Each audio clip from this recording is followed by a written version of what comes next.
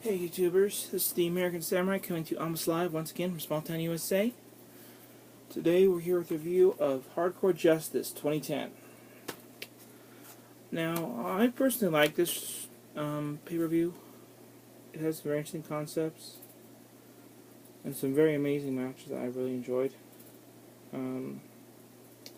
Including Taz coming out and talking to them. So I'm going to try and give you as much detail as I can about this pay-per-view and then explain why I like it.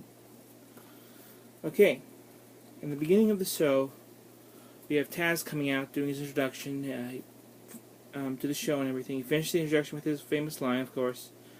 You know, I am Taz, the human suplex machine. Beat me if you can. Survive if I let you. You know, that kind of stuff.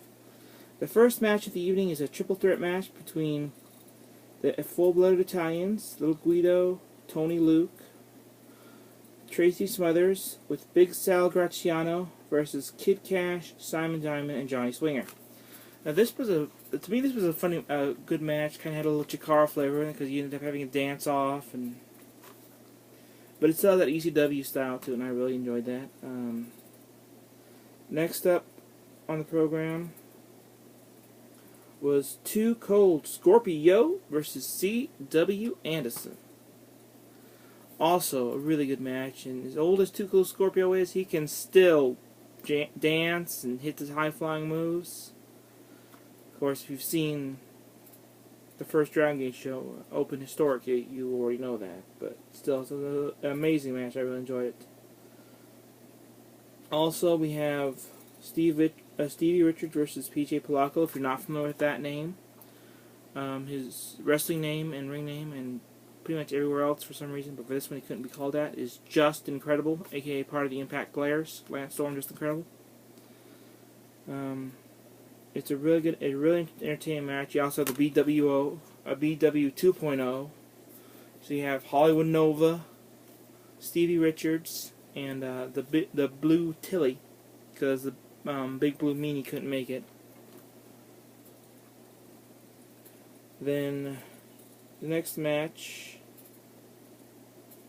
is the three-way dance, I believe, between the War Machine Rhino, Al Snow, and Brother Runt.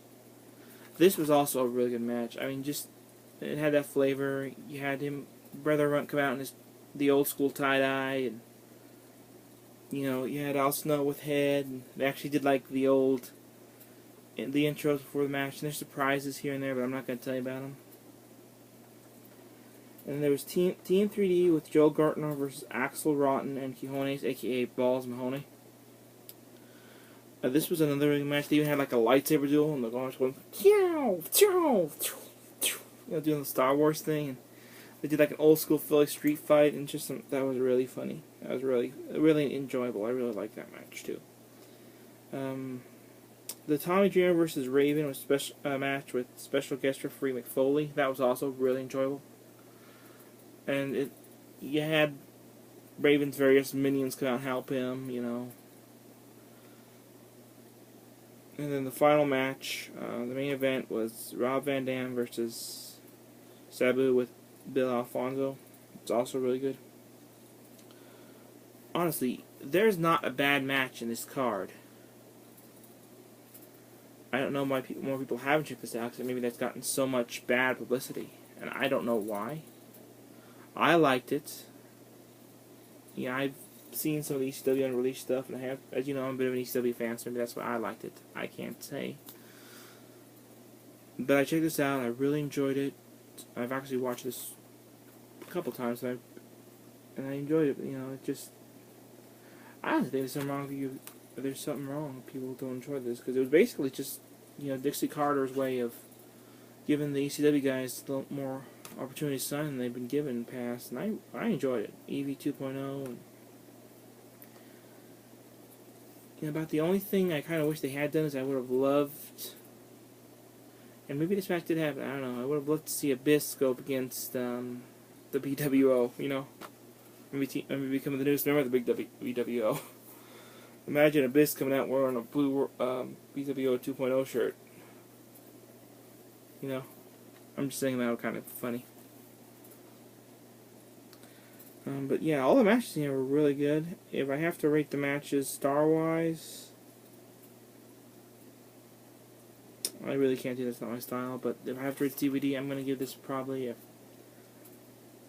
I know another review gave 10 out of 10, and I feel that's a good way of putting this, but I'm going to add this little 10 out of 10 ECW fans only need apply. To everyone else, it's probably about a 5, maybe even a 4.5 out of 10, but if you're a hardcore ECW fan, or just an ECW fan in general, yeah, I highly recommend picking this one up. 10 out of 10 all day long. Also, I'd go ahead and pick it up now while High Spot is still doing their sale. So yeah, that was my review of Hardcore Justice 2010. So until next time, this is the American Samurai saying,